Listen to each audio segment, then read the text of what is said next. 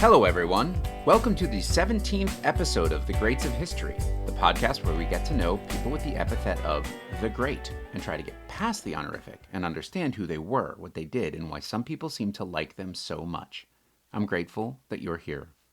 Last time, we finally wrapped up the 5-part episode on Alexander the Great and considered what might have happened if he'd lived a bit longer. The newly formed Macedonian Empire would probably have lasted a little longer, but beyond that, who knows? I could do a longer summary of what those episodes were about, but Alexander has had more than enough time and attention from us, so step off, Alexander. Step off? You told him to step off? India was as far as Alexander got, and certainly that was more than far enough. But while we previously followed Alexander on his trip home, we're going to stick around and spend some time here and follow the immediate aftermath of what happened in the area once Alex and friends left town. But before we do, we're going to rewind the clock a little. Actually, a lot. In our first episodes on Sargon of Akkad and Thutmose III, I tried to give a basic overview of Mesopotamian and Egyptian history. My rationale is that it's important to understand not just who these people are, but also the societies from which they came. I pointed out Mesopotamia and Egypt for a specific reason. They are often cited as the two great civilizations of the ancient world, developing more or less at the same time and setting the standard for what civilization was and could be. There's no arguing that these were, in fact, great civilizations, but they were not the only such ones out there.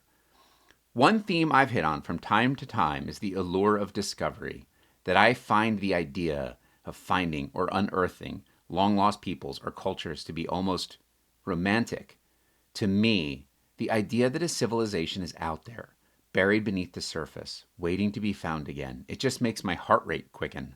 Today, we're going to start with one of the greatest archaeological finds of all time and imagine the thrill of discovery.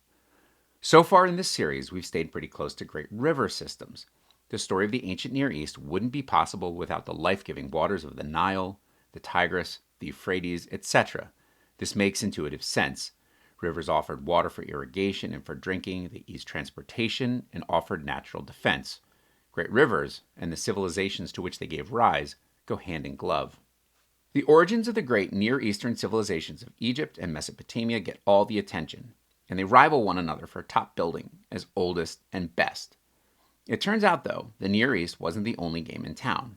For a few thousand miles away, there was another great river, and this river watered the growth of another civilization that was contemporaneous to the Sumerians, the Akkadians, the Egyptians, etc. It was massive, sophisticated, brilliant, and flourishing. It was one of the great civilizations of human history, and it lasted for more than 2 millennia. It just happened to rise and fall before anyone we've met thus far in this series seemed to notice, or at least before any enduring record of this great civilization could be noted, marked down, preserved in such a way that their memory would endure. Alas, a whole massive, glorious civilization faded into obscurity, all but lost to the sands of time. We don't even know what they called themselves. But just because it was enigmatic does not mean that what we have come to call the Indus Valley Civilization should not take pride of place on stage among the great human civilizations. The Indus Valley Civilization was sprawling, intricate, fully developed society that grew along the banks of the Indus River. At its peak, between roughly 2600 BCE and 1900 BCE, it contained some of the largest and most sophisticated cities in the world. This timing makes these mysterious people contemporaneous to the Great Pyramids in Egypt, as those monuments were built around 2500 BCE. To be sure, this civilization didn't materialize out of thin air.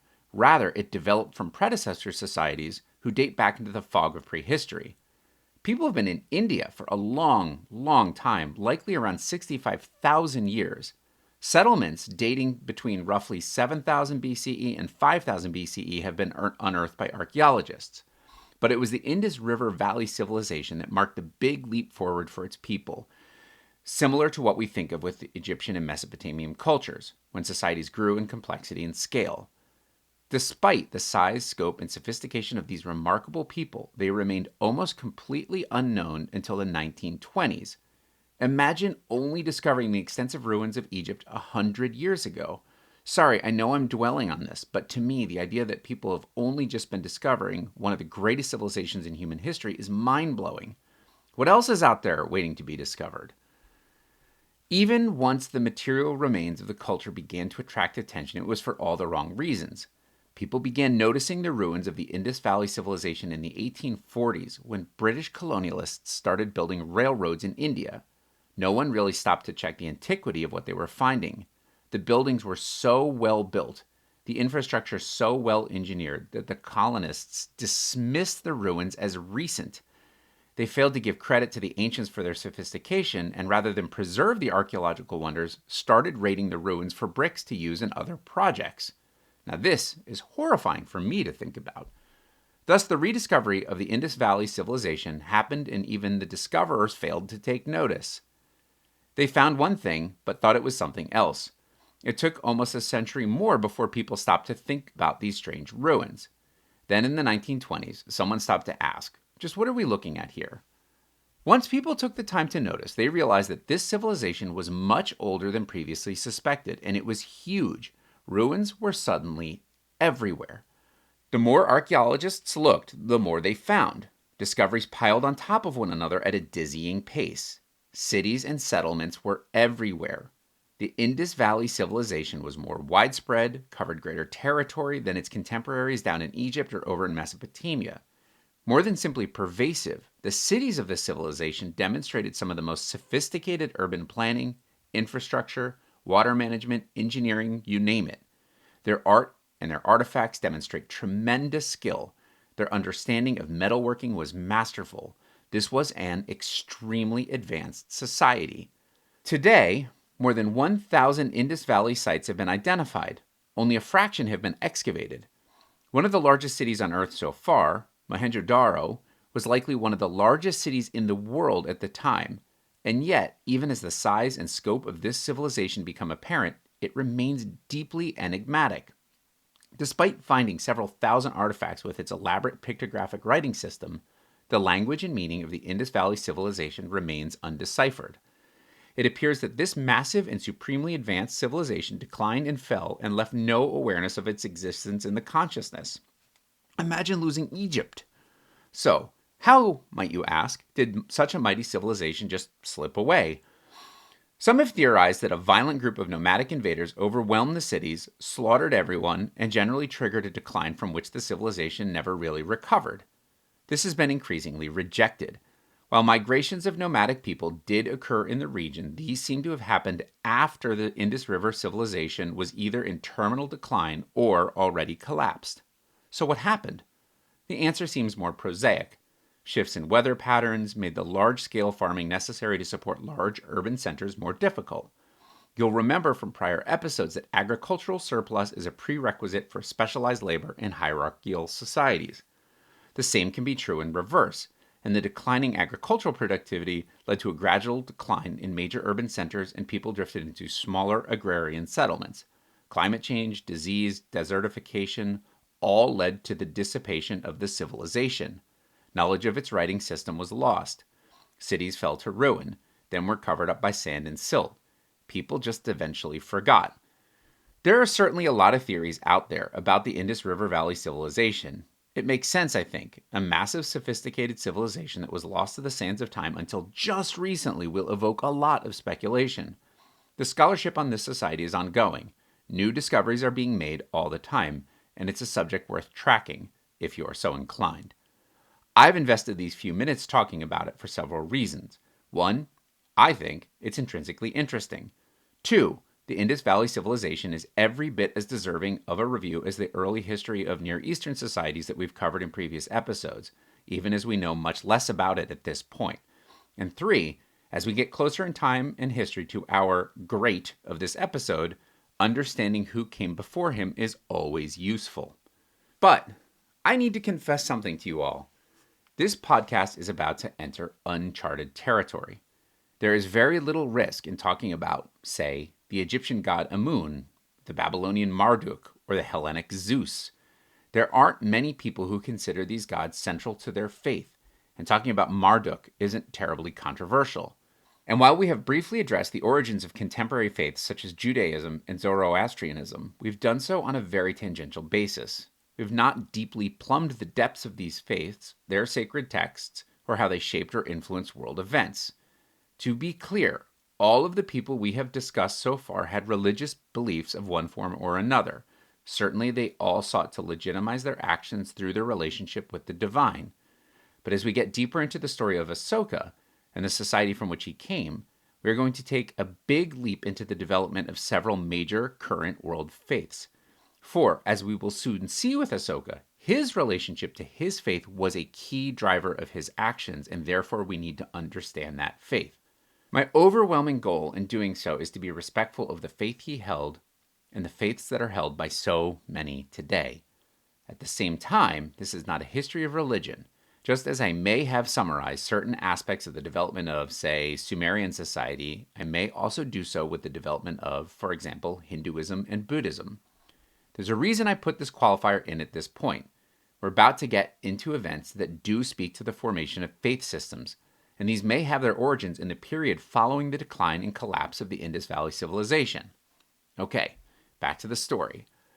As the Indus Valley civilization faded out, a new group of migrants started drifting into the region.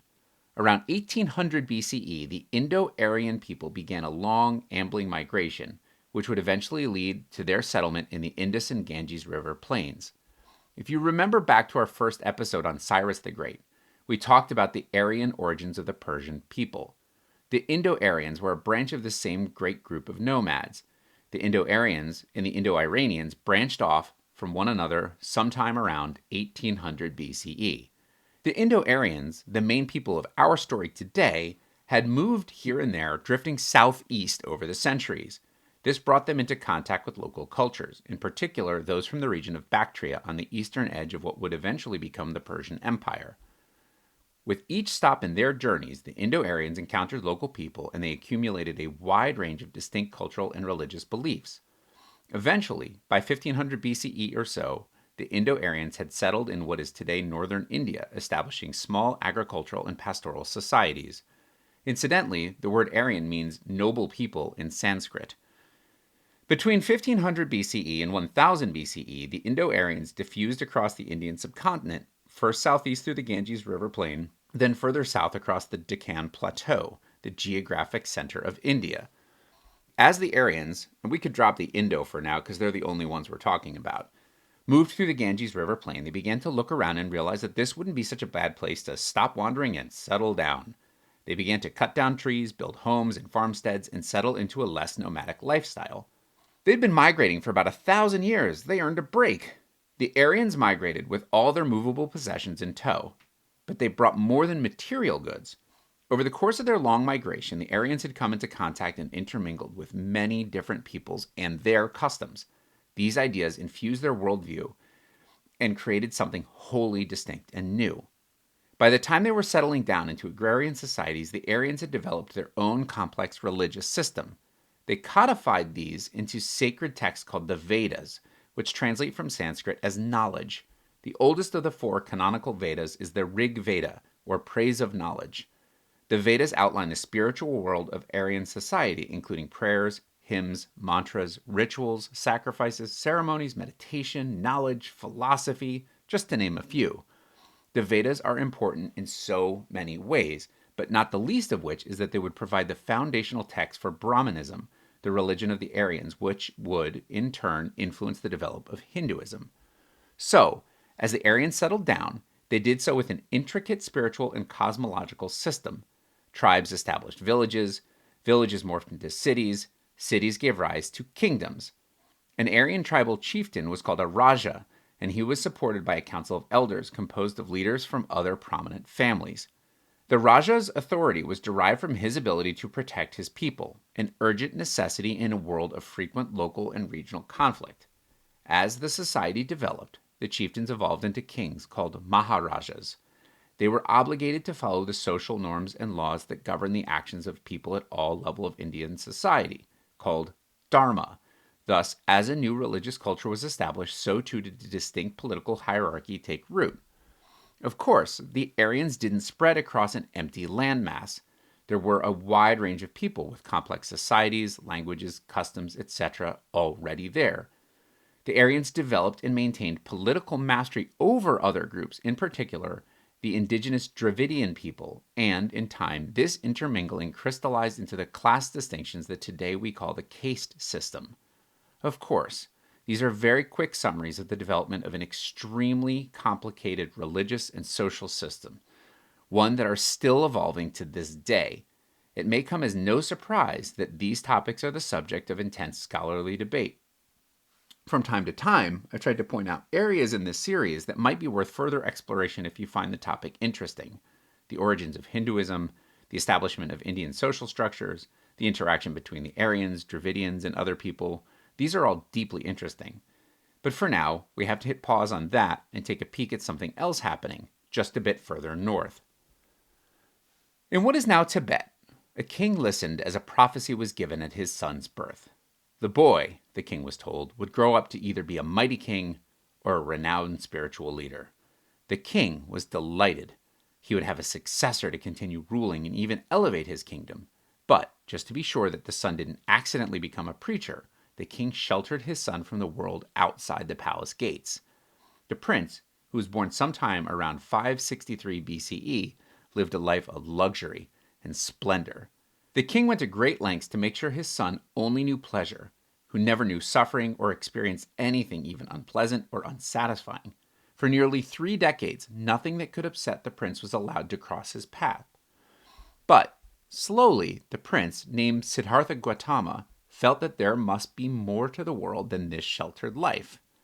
At age 29, he left the palace for the first time, riding his chariot past the palace gates to see the world beyond with his own eyes. On his first foray, he encountered an elderly man and for the first time began to get a sense of the reality of mortality. On his second journey, he saw a sick man and he was horrified to consider the frailty of the human condition. On his third trip outside the palace, he saw a corpse, and the prince was shocked to contemplate death, something that he had not yet known or experienced. Finally, he took a fourth trip outside the palace, and Siddhartha encountered a wandering holy man who traveled on foot and lived an ascetic life. His experiences outside the palace shook the prince to the core. He understood the world he had known was an illusion. He needed to leave it behind. One night, he snuck out of the palace for good. He left behind a wife and a child, and when he was a good distance away, he sent his horse, his jewelry, and all his possessions back to the palace with his servant. He struck out, much like the holy man he'd encountered, to be a wandering ascetic. No longer a prince whose every whim was fulfilled, who never knew unpleasantness or suffering, Siddhartha tried to conquer earthly desires. For 6 years, he fought to overcome any desires, and yet he found no peace. He was on the slow path to starvation and near death from his constant fasting. Taking pity on him, a young girl saw the starving Siddhartha and offered him a bowl of rice, which he accepted. Feeling a measure of contentment for the first time in his 6 years of suffering and wandering, he sat beneath a tree and meditated through the night. He was struck with the revelation that, despite the hardships to which he had subjected himself, suffering was not the key to spiritual liberation. As he sat contemplating his insight, a demon came to him to tempt him with earthly pleasures, desires, beautiful women, power, everything. Siddhartha rejected these, resisting all temptations, and understood that extreme pain and extreme pleasure are both obstacles to liberation. The former prince attained enlightenment. Siddhartha was henceforth known as the Enlightened One, or the Buddha, and the site of his revelation was called Bodhigaya, the place of enlightenment. The Buddha stayed beneath his tree for weeks, meditating, unlocking the mysteries of the human condition.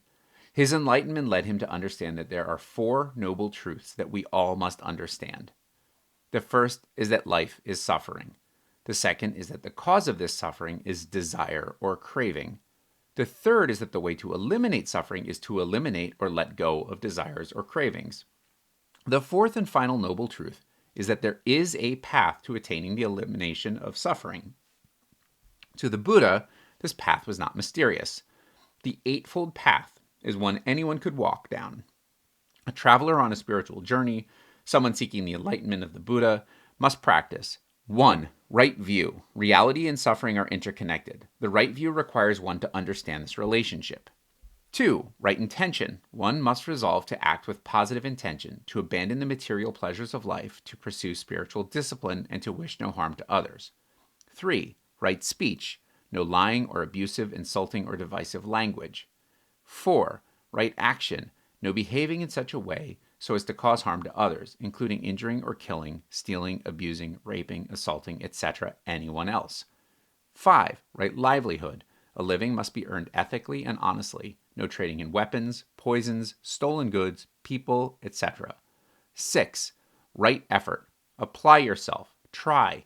Practice good thoughts, deeds, and actions. Notice the similarity to Zoroastrianism here. 7. Right mindfulness. Be aware of one's body, one's emotions, one's mental state. Never be absent-minded. 8. Right concentration. Tie all the steps in the Eightfold Path together through skillful meditation. After 7 weeks, the Buddha left his tree to go and teach others what he called the middle way, a path between the extremes that exacerbate suffering.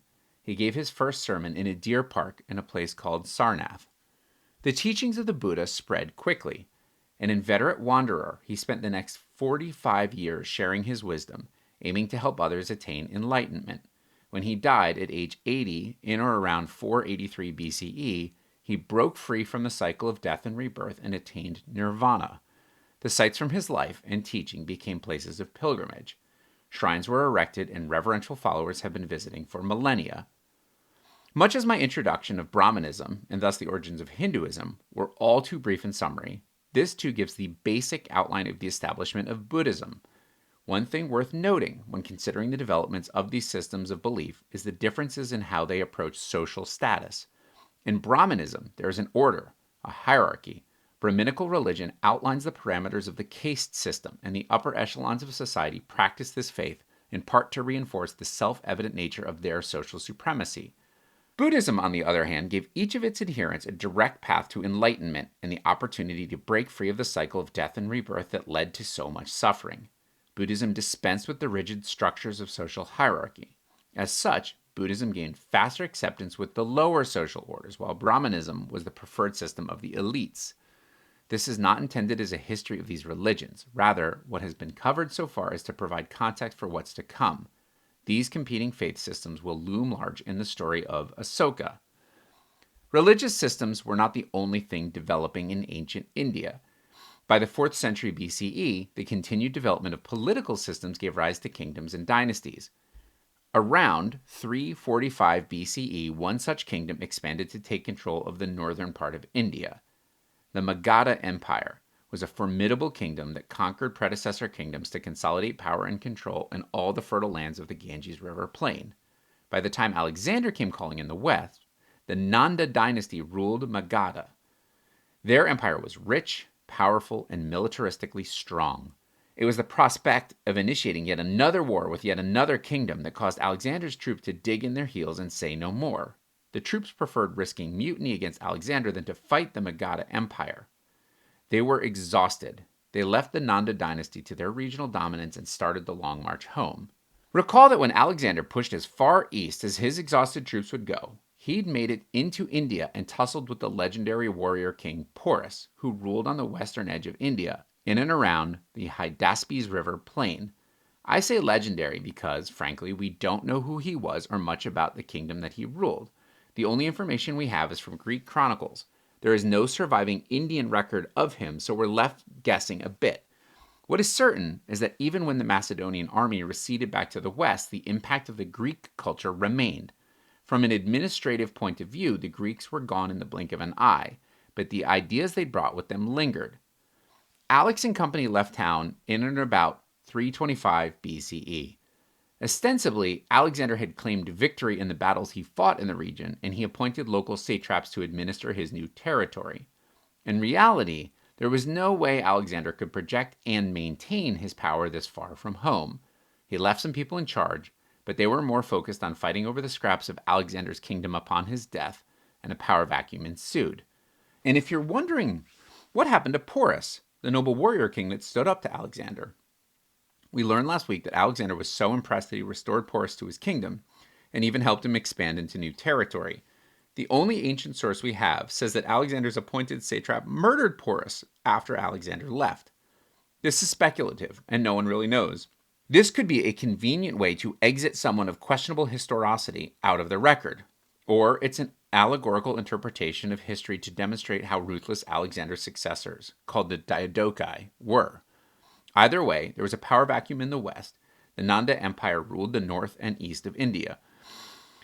One ambitious upstart had his eyes on both regions and began his own attempts to emulate all the conquerors around him.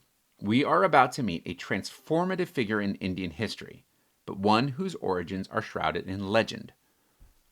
Chandragupta Maurya was born sometime around 350 BCE. The date of his birth is just one in a long list of things we don't know for sure. There are two competing interpretations of his origins. One is that he was the son of one of the wives or concubines of a Nanda king named Mura. The other was that he was of humble origins. No one really knows.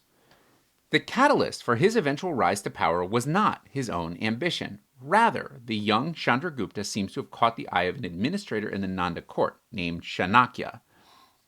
Like Chandragupta, while little is known about Chanakya, a robust set of myths and legends would develop about him. The oldest of the legends about Chanakya states that he was a Brahminical scholar who came to the Nanda court for an almsgiving ceremony. The emperor, Dhanananda, a boorish and unloved ruler, somehow insulted Chanakya or performed some sacrilegious act, and a silently seething Chanakya vowed to overthrow the tyrant. A reasonable interpretation of Chanakya's life is that he was a member of or visitor to the Nanda court, who, for one reason or another, grew disaffected with the king, Dhanananda, and vowed to overthrow him. He cast about for the right partner to help him accomplish this goal. Eventually, he settled on two young members of the court. One was the king's own son, Papata. The other, either a member of a lesser branch of the nobility or a commoner, Chandragupta. Without knowing they were being evaluated, Chanakya put the boys through a series of tests to determine which would be a more capable and worthy king. Eventually, Chanakya determined that Chandragupta might have been of lesser nobility, but possessed of greater character. The boy had potential, but he was just a kid. He needed some training if he was going to one day replace Dhanananda and rule an empire. Chanakya was 25 years older than Chandragupta, who was either in his late teens or early 20s. Talented, but lacking experience or wisdom, Chanakya embarked on conducting a long apprenticeship in statecraft for Chandragupta. The young would-be king could not have had a better teacher, as Chanakya was learned and wise, a gifted thinker, and accomplished scholar. Chanakya looked after the intellectual and moral development of his young protege, teaching politics, economics, military strategy, everything. As he taught, he wrote, developing an instructional manual to guide Chandragupta when his time came. The result is a text known as the Arthashastra. It was and is the foundational work of Indian political theory. It dispensed with the cosmological explanations for kingship and the exercise of power, and it instead provided a practical how-to guide covering countless topics in fine detail, including law, justice, economics, politics, agriculture, animal husbandry, mineralogy, diplomacy, warfare, military strategy, and so on. The work also includes philosophical treatises on obligations of a ruler to his people and the moral and ethical obligations of that leader. It was, and is, a landmark achievement in the history of political theory. It was certainly embellished over the centuries, with later scholars adding their own work on top of that of Chanakya, and, like the Indus Valley Civilization, it was nearly lost. The text was only rediscovered in the early 1900s, and even then it received scant attention until only recently, when there has been a renewed focus on the work and its implication for Indian geopolitics. There's been a huge surge of interest in the Arthashastra around the world. Chanakya would probably be pleased to know that his work has become a topic of such intense debate and focus, and even more so that it is lauded for its wisdom and insight. But he definitely knew that he and his protege had a lot of work to do to put all these precepts into action. The apprenticeship of Chandragupta lasted the better part of a decade, between 7 and 9 years. This would make Chandragupta right about 30 years old when he and Chanakya put their plans into motion. You have to give these guys credit. They didn't rush into things. They waited until they were ready, until they were prepared not just to take power, but to wield it. They were patient, methodical, and exquisitely well prepared. When the time came to launch their bid to overthrow Dhanananda, Chanakya used his political resources to establish alliances between regional powers and to raise a military. Chandragupta, fully steeped in the mysteries of military strategy, took command. The rebel army began, not by striking at the heart of the Nanda capital, but by first working to conquer the outlying cities and territories of the empire. Much like Sargon in our very first episode, Chandragupta built his strength while cutting off and eroding that of his adversary, slowly building up his strength while gradually reducing that of his enemy. Some sources suggest that these early campaigns were smashing victories for the rebels, with the wise and just duo of Chandragupta and Chanakya rolling up a string of victories. Others say that the contests were close affairs, with the upstarts only just getting the upper hand against the battle-tested and veteran Nanda army. Either way, all the sources seem to agree that eventually Chandragupta's army encircled then conquered the Nanda capital. But then they quickly disagree again on whether Chandragupta left Nanda live in quiet exile or offered him the chance to participate in the cycle of death and rebirth. With this conquest undertaken and accomplished in around 322 BCE, Chandragupta Maurya established himself as the king of the newly founded Mauryan Empire. It controlled the territory that had been the former base of the Magadha Empire, principally the Ganges River plain. With Chanakya serving as his chief advisor, the vision of the statesman, picking the young Chandragupta as a worthy ruler and grooming him to lead, had been realized. But their mission had not, because the duo had it all: enlightened leadership, adoring subjects who were thrilled the boorish Dhanananda was out and Chandragupta was in control of the strategic Ganges plain, and a strong military fresh off its overthrow of the Nanda. But if those guiding the Mauryan Empire were bent on expansion, where should they turn? At this time, India was divided into numerous kingdoms and petty chiefdoms. Just like the Greeks, consolidating such independent states could be an energy-consuming project. But there was one power in the area that definitely felt a bit out of place. It was time to send the Macedonians packing once and for all.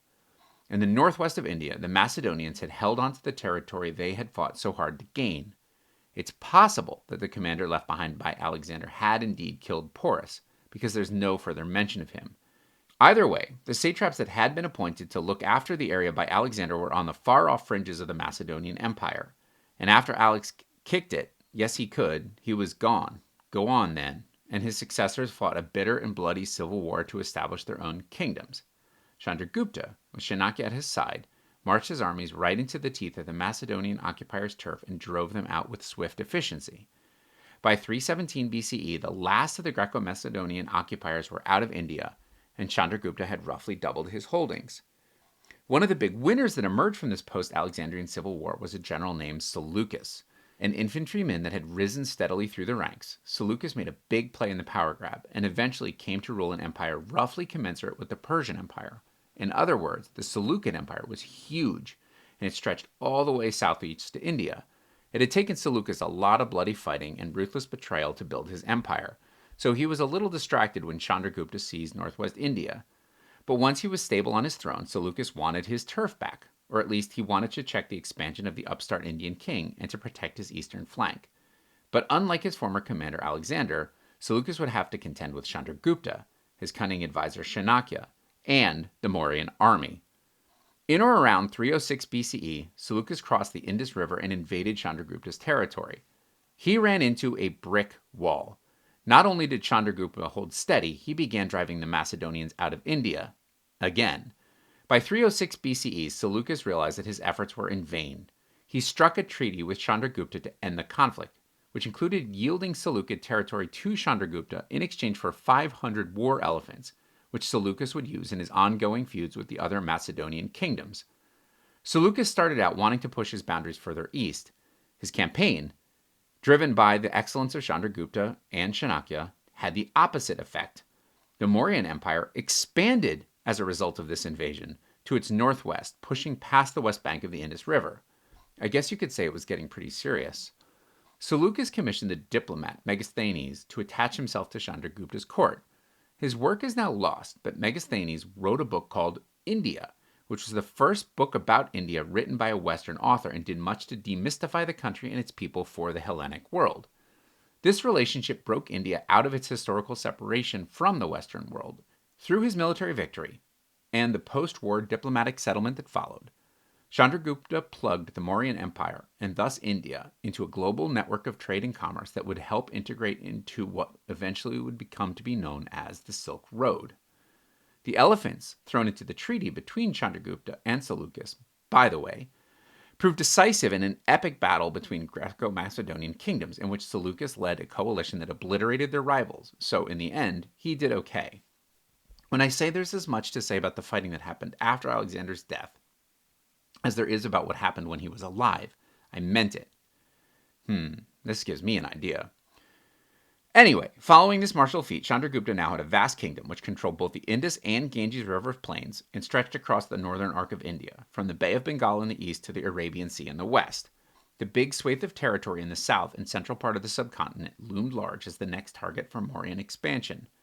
As just mentioned, the political realities of India made consolidation difficult. Each of the numerous kingdoms that dotted the subcontinent would need to be subdued. It was a difficult task for an army, but, as always, Chandragupta had something they didn't have: Chanakya. The advisor to the king, who could best be described as something akin to a secretary of state or prime minister, put to work many of the theories in the leadership treaties he had drafted to help his young protege. Foreshadowing Machiavelli by way more than a millennium, Chanakya drew up alliances with lesser kingdoms only to ease their conquest when they let their guards down. He pitted local rulers against one another, sowing discord so Chandragupta could swoop in and conquer everyone. Chanakya devised all kinds of stratagems and generally did whatever he needed to do in order to soften the resistance to Mauryan might. And sure enough, time and again, Chandragupta flexed his martial muscle, overwhelming numerous kingdoms and rulers, drove back all resistance, and built a massive empire that encompassed all but the southern tip of the Indian subcontinent. There is some uncertainty over whether Chandragupta had full control of the lands to the south of his capital, or if, by flexing his might, he developed a tribute system with these kingdoms. In such systems, the local rulers could maintain their autonomy so long as they sent tribute in the form of money and material goods back to Chandragupta. Either way, he was the dominant ruler in India and his empire boomed. Okay, I've been going on for a while and our great Ashoka isn't even in sight. In past episodes, I've taken care to describe the actions of a great's father when those actions set the stage for what was to come. Think back to the powerful father-son duos we had covered so far: Seti I and Ramses I, Nabopolassar and Nebuchadnezzar II, Philip II and Alexander III, even Darius I and Xerxes I. Well, it seems like we're stumbling into a pattern here. There's one small twist. Chandragupta is not Ashoka's father. He is Ashoka's grandfather. But don't worry, because we're about to hit fast forward and get a lot closer to Ashoka. It's important to cover all of this for a few reasons. One, we have to provide even the most basic overview of India's long, rich, and sadly often overlooked history. For example, what good is discovering one of the greatest civilizations, the Indus Valley Civilization, within the past century if we don't stop and celebrate this momentous and fascinating achievement? Two, Chandragupta was the first person to consolidate much of India into a centrally controlled polity. And three, he's cool, and Chanakya is awesome, and their careers are interesting, and they cut the path for Ashoka to follow. Following the conquest of southern India, the Mauryan Empire was truly massive, but as we've seen, conquering and governing are two different things. Fortunately, Chandragupta and Chanakya were up to the task. From their capital city of Patalapura, the pair sought to organize a comprehensive governance and policy structure for the empire. Having one of the most gifted statesmen and polymaths of all time dishing advice certainly helped Chandragupta. The king administered his kingdom with the aid of a trusted group of senior ministers, of which Chanakya was the most senior. Seeking to effectively govern the lives of all of his people, Chandragupta established 3 different administrations, each with a distinct character. One looked after the cities and all the related aspects of city life: sanitation, trade, safety, infrastructure, taxes, etc. Another considered policies related to villages and focused instead on issues like record keeping and hunting and forestry resources, water usage, irrigation, and so on. The final administration was focused on the military, which had grown huge, as many as 600,000 infantry alone, as a result of constant campaigns of conquest. The military was divided into 4 units: infantry, cavalry, chariots, and elephants, and headed by something akin to the U.S. Joint Chiefs of Staff, in which 30 members divided across 6 different oversight boards to maintain order, recruit, train, and equip soldiers, and to mobilize in times of war. Despite its massive size, or possibly because of it, The Mauryan military was extremely well organized, well regulated, and well led. This was an extremely sophisticated leadership structure, and it is to the credit of Chandragupta and Chanakya that they pulled off such intricate and well-oiled command structure. Chandragupta also established a navy, which patrolled the coast and provided important protection for the burgeoning Indian merchant fleet. There's always money to be made in international commerce, just like there's always money to be made in the banana stand. With his conquests having been so successful and his kingdom growing so large, projecting power so far, Chandragupta had a lot of turf to govern, too much for some central bureaucrats in the capital to run. Wanting to make sure that there was local oversight in government, he organized his empire into a series of provinces, which were led by members of the royal family. Understanding that his own ability to rule was only possible through the mentorship he had received on his way up, Chandragupta paired these princes with viceroys to provide advice, guidance, and bureaucratic muscle. In a remarkable act of foresight, he thus developed a mechanism to train the next generation of leadership and to inculcate them with the values and knowledge they would need to be sage, fair, and successful governors. This is only a cursory overview.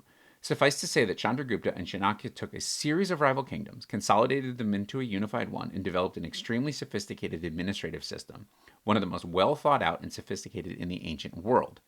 By every measure, economy, quality of life, trade and commerce, infrastructure, religious life, you name it, India took a dramatic step forward with the establishment of the Mauryan Empire and the administrative genius of Chandragupta and Chanakya. Together, the pair elevated India into a political entity the peer of any in the ancient world. For all of his remarkable accomplishments, the death of Chandragupta is shrouded in legend. According to many accounts, the king considered how much death and suffering had been involved in the building of his kingdom. Wanting to spiritually purify himself, he abdicated his throne in favor of his son Bindusara. After handing over the car keys, Chandragupta spent the rest of his days as an ascetic, converting to Jainism, an Indian faith also practiced by Chanakya. He spent his final years fasting and preparing and seeking spiritual redemption for his sins. Eventually, as a result of salakana, a practice of slowly decreasing food and drink until the devotee dies of starvation. Who knows if there's any validity to this legend, but it doesn't seem like there are any viable alternative stories. And besides, when we meet Ashoka, we will find that the repentance gene was definitely strong in this family. Sometime around 297 BCE, Chandragupta, a great of history in everything but name, died. If this is how he went out, he did it alone because Chanakya stuck around to take up the same prime minister role for the new king, Bindusara, even despite his advanced age. This seems like a good breaking point for this episode. This does, however, mark the first time in this series that we broke off the narrative before our great was even born. But we had a lot of ground to cover, something along the lines of 2.5 millennia. If it helps, we're not going to spend nearly as much time on Bindusara as we did on Chandragupta in order for us to get to the story of Ashoka the Great. Thank you for listening to this episode. I am grateful that you did. Ashoka the Great awaits us in the next one. It took us a while to get to him, but he's worth the wait. I hope you're looking forward to it as much as I am.